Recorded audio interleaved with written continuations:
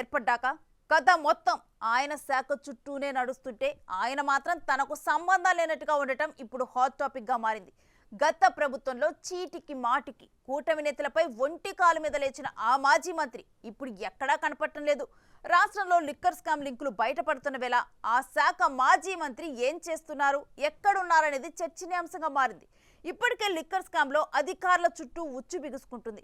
Next excise శాఖ మంత్రి నారాయణ స్వామి అంటున్నారు. అసలు నారాయణ స్వామి ఎక్కడున్నారు? నారాయణ స్వామి ఏపీ మాజీ డిప్యూటీ సీఎం, ఎక్సైజ్ శాఖ మంత్రి, చిత్తూరు జిల్లాలో సీనియర్ నేతగా వరుసగా జీడి నెల్లూరు నుండి గెలుస్తున్న నారాయణ స్వామి గత ఎన్నికల్లో తాను పోటీ నుండి తప్పుకున్నారు. ఆయన కుమార్తె కృపాలక్ష్మి పోటీ చేసి ఓడిపోయారు. నారాయణ స్వామిపై ప్రజల్లో ఉన్న వ్యతిరేకత కారణంగానే జగన్ ఆయన్ని పక్కన పెట్టారు. ఎన్నికల్లో కుమార్తె ఓటమితో ఆయన పొలిటికల్ గా సైలెంట్ అయిపోయారు. వరుసగా 5 ఏళ్ల పాటు మంత్రిగా పనిచేసిన నారాయణ స్వామి తన కుమార్తె ఓటమిని జీర్ణించుకోలేకపోతున్నారట. ఫలితాల తర్వాత కుటుంబ సభ్యులతోనే ఆయన గడుపుతున్నారు. ఎన్నికల్లో తన పోటీ విషయంలో, తన కుమార్తె విషయంలో నానా రకాల ఇబ్బందులు పడినటువంటి నారాయణ స్వామి చివరకు కుమార్తెకు సీటు దక్కినా గెలిపించుకోలేకపోయారు. ఇక ఎన్నికల తర్వాత వరుసగా జరుగుతున్న పరిణామాలతో భయాందోళనలను నెలకొల్పాయనే టాక్ జోరుగా సాగుతుంది. గత ప్రభుత్వ కాలంలో చంద్రబాబు, లోకేష్, పవన్ కళ్యాణ్ టార్గెట్ గా నోరు పారేసుకున్న నేతల్లో నారాయణ స్వామి ముందు వరుసలో ఉండేవారు. దళిత వర్గానికి చెందిన ఆయన చంద్రబాబును కులం పేరుతో దూషించిన సందర్భాలు కూడా ఉన్నాయి.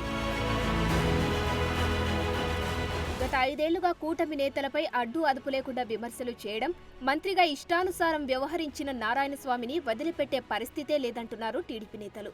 కుమార్తె ఓటమి తర్వాత కనపడకుండా పోయిన నారాయణ స్వామి టీడీపీ నేతల విమర్శల దాడిపై ఒక్కసారి మీడియా సమావేశం పెట్టి స్పందించారు. తన సహజ శైలికి భిన్నంగా కాస్త తగ్గి మాట్లాడి వివరణ ఇచ్చుకున్నారు. ఒకవైపు చూస్తే వివిధ ఆరోపణలపై విచారణలతో మాజీ మంత్రి పెద్దిరెడ్డి, చెవిరెడ్డి, భూమన, రోజా చుట్టూ కేసుల ఉచ్చు బిగుసుకుంటున్నట్లు కనిపిస్తుంది. ఆ ఎఫెక్టుతో నారాయణ స్వామి పార్టీ వ్యవహారాలపై కూడా పెద్దగా స్పందించకుండా సైలెంట్ అయ్యి పూర్తి స్థాయిలో ఇంటికి పరిమితమయ్యారట.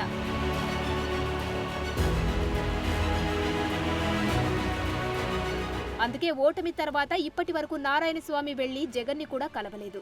పెద్దిరెడ్డితో అత్యంత సన్నిహితంగా ఉండే నారాయణ స్వామి ఆయనతో కూడా టచ్లో లేరట. చుట్టూ రకరకాల పరిస్థితులు ఏర్పడినా కూడా పెద్దిరెడ్డికి ఎక్కడా కూడా అనుకూలంగా మాట్లాడకుండా, మీడియాకు చెప్పకుండా తిరుగుతున్నారని టాక్ నడుస్తుంది. మొన్నటిదాకా ఆయా నేతల చుట్టూ తిరిగిన అవినీతి వ్యవహారం ఇప్పుడు తనదాకా వస్తుందని ఆయన టెన్షన్ పడుతున్నారట. ఆ విషయాన్ని ఆయన సన్నిహితులు బహిరంగంగానే చెప్తున్నారు. ఏపీలో వైసీపీ హయాంలో జే బ్రాండ్ లిక్కర్ కుంభకోణంపై పెద్ద చర్చే నడుస్తుంది. ఏపీ బ్యావరేజెస్ కార్పొరేషన్ మాజీ ఎండీ డి వాసుదేవారెడ్డిని సిఐడి అధికారులు ఇటీవల పిలిపించి విచారించారు. ఎన్నికల ఫలితాలు వచ్చినప్పటి నుంచి అజ్ఞాతంలోకి వెళ్లిపోయిన ఆయన కోసం సిఐడి బృందాలు విస్తృతంగా గాలిస్తూ వచ్చాయి. ప్రభుత్వం ఆయన్ను సస్పెండ్ కూడా చేసింది. జగన్కు చెందిన యలహంక ప్యాలెస్ కు సమీపంలోనే ఓ హోటల్లో వాసుదేవారెడ్డి మకాం వేసినట్లు గుర్తించిన సిఐడి అధికారులు ఆయన్ను పిలిపించి విచారించారు. ఇప్పటి వరకు అధికారుల చుట్టూ తిరిగిన ఈ లిక్కర్స్ స్కామ్ కథ మదనపల్లి సబ్ కలెక్టర్ ఆఫీస్ అగ్ని ప్రమాదంతో మరో మలుపు తిరిగింది.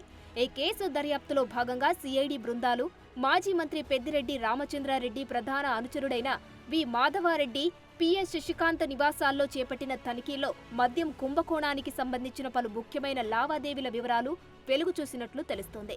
ఆ క్రమంలో ఎక్సైజ్ శాఖ మంత్రిగా అప్పటి పెద్దలు చెప్పినట్టు ఇష్టానుసారం నడుచుకున్న నారాయణ స్వామి చుట్టూ ఉచ్చు బిగుస్తుందని టాక్ నడుస్తుంది. ఇప్పటి వరకు అధికారులు టార్గెట్ గా సాగిన విచారణలో నేతల వంతు రానుంది.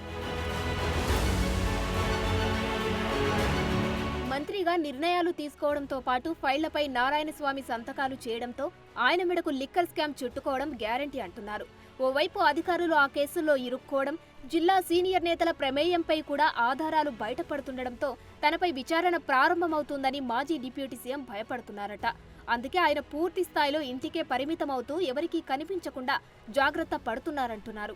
పెద్దిరెడ్డి అండతో గత ప్రభుత్వంలో విచ్చలవిడిగా తన ప్రతాపాన్ని చూపించిన నారాయణ స్వామికి తాజాగా జరుగుతున్నటువంటి పరిణామాలు అస్సలు మింగుడు పడడం లేదని, అందుకే ఆయన అజ్ఞాతంలోకి వెళ్లిపోయారంటున్నారు. మరి చూడాలి ఆయన ఫ్యూచర్ ఎలా ఉండబోతుందో.